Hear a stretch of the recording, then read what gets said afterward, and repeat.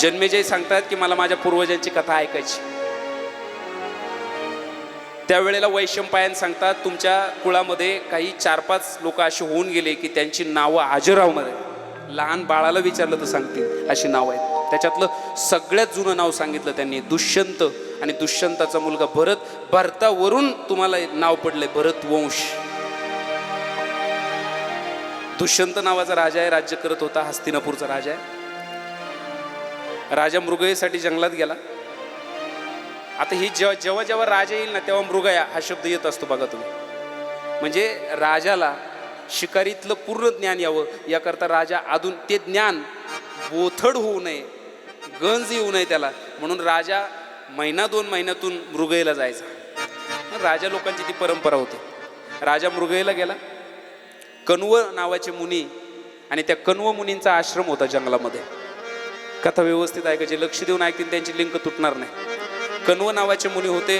त्या कण्व नावाच्या मुनींच्या आश्रमामध्ये राजा पाणी मागण्यासाठी गेला. कण्व मुनी आश्रमात नव्हते, बाहेर गेले होते. कण्व मुलींना एक मानस कन्या होती. त्या मानस कन्याचं नाव शकुंतला. मला काल परवा असं वाटलं मला एकट्याच्याच पाठ आहे. देवकते साहेबांना भेटल्यावर कळलं का आपल्या पुढे जे बसलेले त्यांच्या आधीच पाठ आहे. चुकीचं सांगितलं तर आपलं भांड उघडं पडलं. शकुंतला मानस कन्या असं नाव आहे. मानस कन्या, मानस मानलेली. खरी कोणाची? विश्वामित्राची आई मेनका. गादीपुत्र विश्वामित्र ही तिचे पिता आणि मेनका ही तिची आई. कथा थोडी पुढे जाऊ द्या, मग कळेल हे आई वडील कशी. एका ऋषीची मुलगी म्हटल्यानंतर दिव्य तेजपुंज, सौंदर्य प्रधान, ज्ञानी, नम्र. अतिथीचा सत्कार करावा म्हणून पाणी घेऊन गेली. दुष्यंत नावाच्या राजाला पाणी दिलं. राजाने त्या मुलीला पाहिलं. राजाच्या मनामध्ये काम उत्पत्ती झाली, ही आपली पत्नी असावी अशी इच्छा झाली. सहज विचारलं, कण्व मुनी तर ब्रह्मचारी आहे, तू त्यांची मुलगी कशी? म्हटले मी मानस कन्या आहे. माझ्या वडिलांनी घनघोर तपश्चर्या सुरू केली. इंद्राला भीती वाटली, जर तपश्चर्या फळाला गेली तर आपलं पद जाईल. हे पहिल्यापासून तुम्ही ऐकत आले. मग ते तप भंग करायचं म्हणून इंद्र दरबारीच्या अप्सरांपैकी एक मेनका, ही मेनका ते तपोभंग करायला पाठवली. मेनका म्हटल्यावर आता स्वर्गातले अप्सरा, स्वरूपवान, सुंदर, लोभस, आकर्षक, सहज विश्वामित्रासारख्या महामुनींचा सुद्धा विचार मनात येऊन गेला, आपण प्रपंचच करावा. मेनकेसोबत रममान झाले. जरा नीट ऐका. पण शेवटी साधूच. विषयांचा काठ लागला, लक्षात आलं बापरे भटकलो. कोणाचं बोलतोय मी? विश्वामित्र. विषयांचा काठ लागला, कळलं अरे अरे अरे अरे अरे विषयांमध्ये तेवी जे विषयांचे सुख ते केवळ परम दुःख. परी काय कीजे मूर्ख न सेविता न सर. विषय विषयाचा पडी पाडू, गोड परमार्थ लागे कडू, कडू विषय तो गोड जीवाशी. विषयाचे समसुख बेगडाची बावली, अभ्राची सावली जाईल राया. हे बोलू का? चुकणं विशेष नाही, पण चुकल्यानंतर सावरता येणं हे विशेष आहे. चूक माणसाकडून नाही मग कोणाकडून होणार आहे? चुकणाऱ्याला लोक नावं ठेवत नाही, चूक मान्य न करणाऱ्याला लोक नावं ठेवतात. चूक मान्य केली ना त्याची तीव्रता हळूहळू निघून जाते. काही लपवीत नका जाऊ. काही झालं असेल सांगत सुटायचं आपल्याच तोंडाने. माझं वैयक्तिक मत आहे, पुण्य सांगत नका जाऊ, पाप सांगत जा. तुम्ही सर्व असं म्हणा की माऊलीने जसं मांडीवर घेतलं, माझ्यासाठी जिथले तुकडे मोडतोय ते भाग, ती माती माझी माऊलीच आहे. आठवा, मी सतत सांगत आलो असं झालं रे बाबा म्हणून इथपर्यंत आलो. आणि आता ते स्वीकारलंय सगळ्यांनी. हा असं झालंय का, जाऊ द्या, 10 वर्ष पाहतोय, कुठं काय अडचण नाही, आता काय अडचण नाही. चुका लपवू नका, चुका सांगा. पुढचा पहिल्यांदा शिवी देईल, दुसऱ्यांदा रागवेल, तिसऱ्यांदा म्हणेल अरे केली, मान्य पण केली आणि सोडून पण दिली. विश्वामित्र म्हटले पाय घसरला कडे, आपण साधू आहे. काही काळ रममान झाल्यामुळं मेनकेला गर्भ राहिला. मेनकेपासून जी मुलगी जन्माला आली तिचं नाव शकुंतला आहे. विश्वामित्र त्या असणाऱ्या मानसकन्येला टाकून निघून गेले आणि मेनका स्वर्गलोकी निघून गेली. बराच काळ शुक नावाच्या पक्ष्यांनी तिला सांभाळलं आणि एक दिवस जंगलामध्ये या असणाऱ्या ऋषींची गाठ पडली, ज्यांचं नाव आहे कण्वमुनी. तिला ज्या पक्ष्यांनी सांभाळलं त्याच पक्ष्यांचं नाव तिला देऊन टाकलं शकुंतला. सौंदर्यवान होती, दिसायला स्वरूपवान होती. राजा तिथं आला, पाणी घेतलं, तिच्यावर मन बसलं आणि प्रार्थना केली, माझ्याशी विवाह करशील का? हस्तिनापूरच्या गादीवरचा राजा आहे मी, राजकुमार आहे. मनात विचाराला राजकुमार आहे पण पित्याची आज्ञा नाही, लग्न कसं करावं? दुसरा विचार केला, हस्तिनापूर सारख्या पवित्र गादीचा मालक आहे, गेला तर परत भेटेल का? मनात विचाराला काय करावं? आई आणि वडील नसताना जे लग्न केलं जातं त्याला गांधर्व विवाह असं नाव आहे.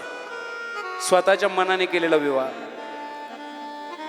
फुलांचा हार बनवला, मनोमन त्याला पती मानलं, गळ्यात हार घातला, त्यानेही तिच्या गळ्यात हार घातला आणि दोघांनी सुद्धा रतिविलास केला. आणि सांगून गेला की जेव्हा तुझ्या वडिलांची परवानगी मिळेल तुला घेऊन जाईल आणि मोठ्या सन्मानाने या असणाऱ्या हस्तिनापूरची मालकीन बनवेल, शब्द आहे माझा तुला. आता जर अचानक कण्वमुनी आले, हा प्रकार जर त्यांना कळालं तर आपल्याला शाप दिल्याशिवाय राहणार नाही. राजा दुष्यंत पटकन निघून गेले. कण्वमुनी आश्रमात आले, मुलगी समोर यायला तयार नाही, लाजू लागली. तिच्या चेहऱ्यावरचे हावभाव कण्वांना कळाले. कण्वांनी डोळे झाकले, अंतर्दृष्टीने पाहिलं. मुलगी घाबरत होती, आता माझा बाप शाप देईल का काय कोणास ठाऊक. परंतु राजघराण्यातला हा पुत्र आहे म्हणून माघार घेतली. तू तर तसं जर पाहिलं, माफ करा, तसं जर पाहिलं तर अप्सरा म्हणजे स्वर्गलोकीची वेश्याच. तिचीही मुलगी, क्षत्रिय कुळातला राजा दुष्यंत, कुठं काय वाईट झालं? जाऊ द्या म्हणून, तुझं जसं नशीब आहे तसं घडलं असेल, स्वीकारलं बापानं. पण आता एक काम कर, गर्भावस्थेत इथंच थांब. बाळ जन्माला आलं ना की मग मी तुला हस्तिनापुराला घेऊन जाईल. सांभाळ केला कण्वांनी मुलीचा. मानसकन्या आहे, एक सांभाळी काय 10 सांभाळी काय, पण अनाथ राहून सांभाळायचं म्हणजे अनाथाची माय. कण्वमुनी सुद्धा अनाथाची मायच. सांभाळलं तिला शकुंतलेला गर्भावस्थेत सुद्धा. माणिकांना तिला गोड असा बाळ जन्माला आलं. बाळ जन्माला आल्यानंतर त्याला पाहिलं आणि त्या बाळाचं नाव त्या ठिकाणी स्वतः कण्वमुनींनी ठेवलं. ते नाव म्हणजे भरत. भरत नाव ठेवलं आणि सांगितलं, मुली हा असा तसा नाही, चक्रवर्ती राजा होईल, मोठं नाव गाजवेल आणि इतकं नाव गाजवेल की त्या हस्तिनापुरातल्या वंशाला, याच्या वंशावरून पुढे नाव पडेल भरत वंश. आशीर्वाद दिला कण्वमुनींनी. काही काळ मध्ये गेला आणि सांगितलं, चल आता तू जिथली आहे तिथं गेली पाहिजे. मुलगी ही परक्या घरचं धन असतंय, तू नवऱ्याच्याच घरी शोभणार आहेस. गांधर्व विवाह तुम्ही केला, आता तुला तुझा मुलगा घेऊन आणि तुझ्या मालकाकडे गेलं पाहिजे. कण्वमुनी मनातल्या मनात रडू लागले. किती दिवसाचा सहवास लेकीच्या जातीचा. आई नाही ठीक आहे, बापानं सुद्धा आईचं सुख द्यावं एवढं बाप सामर्थ्यवान नसतो. प्रयत्न केले काहीच कमी पडू नये, आणि बाप तसाच असतो. बाप तसाच असतो. बाप काही कमी पडू देत नाही बरं मुलीला. तिच्या डोळ्यात अश्रू आले. आपले लपून जो पुसतो तो बाप.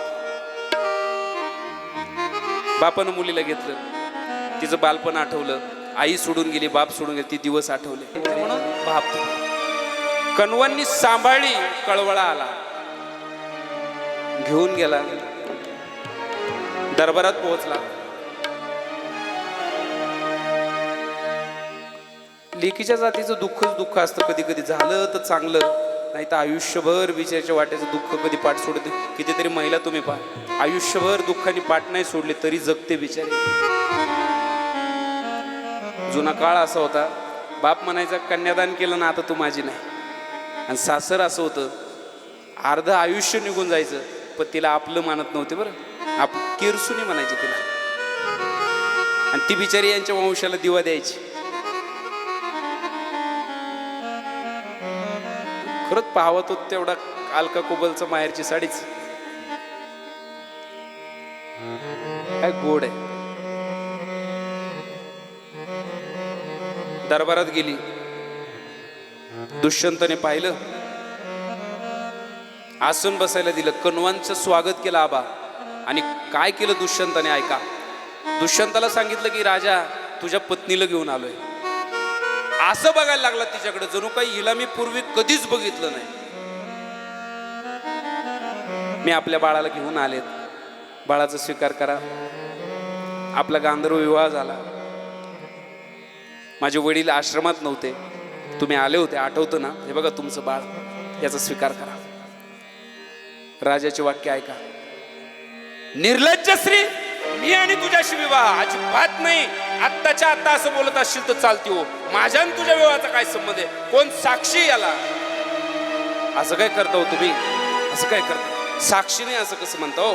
कमीत कमी पृथ्वी तर साक्षी असेल, तेव्हा वायू साक्षी असेल, त्या ठिकाणच्या आश्रमातले वृक्ष साक्षी असतील, आणि मला असं वाटतंय की तो सूर्य साक्षी असेल. तुम्ही मला भोगदान केलं होतं आणि त्याच्यातून हा पुत्र तुमचाच आहे. तुम्ही बघा, आता तो काळ तर नव्हता ना DNA चेक करावं. पुत्र तुमचा आहे.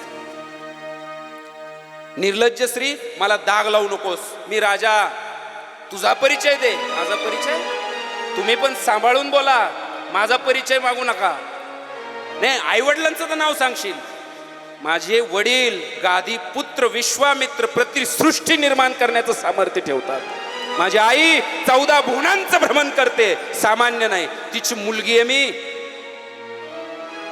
हट्टाला पेटले तर राज्याचा सर्वनाश करून टाकील, हे शब्द आहे तिचे. भांडण पेटलं दोघंच भांडण पेटल्यानंतर तो म्हणतोय, बरोबर आहे, मेनका तुझी आई, विश्वामित्र तुझे पिता. विश्वामित्र सतत साधू वेशामध्ये, आणि मेनका स्वर्गातल्या अप्सरा म्हणजे देवलोकीच्या वेश्यान त्यांची तू मुलगी. राजा, तुम्ही राजा आहात, माझ्याशी गांधर्व विवाह केला.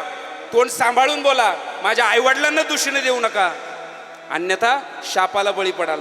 रडत डोळ्यातून अश्रू काढले, महादेवाची प्रार्थना केली, देवा या संकटातून तू सोडव. आता महादेवाला करुणा आली ना आकाशवाणी झाली. राजा, या आकाशवाणीतून समजून घे बऱ्या बोलानं, नाहीतर आपल्या कुळाचा नाश करून बसशील. राजा, तू हिच्याशी गंधर्व विवाह केलाय आणि हिच्या हातातला पुत्र तुझाच आहे. या पुत्राचा स्वीकार तुला करावा लागेल, अन्यथा शापास बळी. राजा उठून उभा राहिला, हात जोडले आणि सगळ्यांची माफी मागितली. हो, ही शकुंतला माझी पत्नी आहे, मी हिच्याशी लग्न केलंय.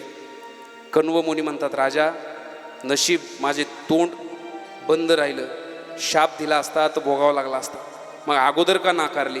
उत्तर असं दिलं, मी जर थोड्या वेळीला नाकारलं नसतं तर आकाशवाणी झाली नसती, आणि आकाशवाणी जर झाली नसती तर आमच्या संबंधाला लोकांनी नावं ठेवले असते. आकाशवाणी झाली, आता कुणीही म्हणू शकत नाही का हा संबंध खोटा आहे म्हणून त्या मुलीचा स्वीकार केला, पुनर्विवाह केला आणि त्या मुलाला त्या ठिकाणी स्वीकारलं. हा राजा पुढे जाऊन याच राजाचं नाव भरत असं झालं, आणि त्या भरताला त्याने चक्रवर्ती साम्राज्य मिळवलं, 4ही लोकांपर्यंत साम्राज्य मिळवलं, आणि त्या राजाचं मोठं नाव झालं, कीर्ती तयार झाली, आणि कीर्तीमुळे ते नाव उंचावलं, आणि म्हणून तिथून पुढे त्या कुळाला नाव पडलं भरतवंश. सांगितलं, राजा मी पण आशीर्वाद देतो, इथून पुढचे वंशज या कुळाला भरतवंश म्हणजे स्वाभिमानाने छाती पडवून सांगतील. एक कथा दुष्यंत शकुंतलेच्या पोटी जन्माला आला, त्याचं नाव आहे भरत, याच्यावरून आहे.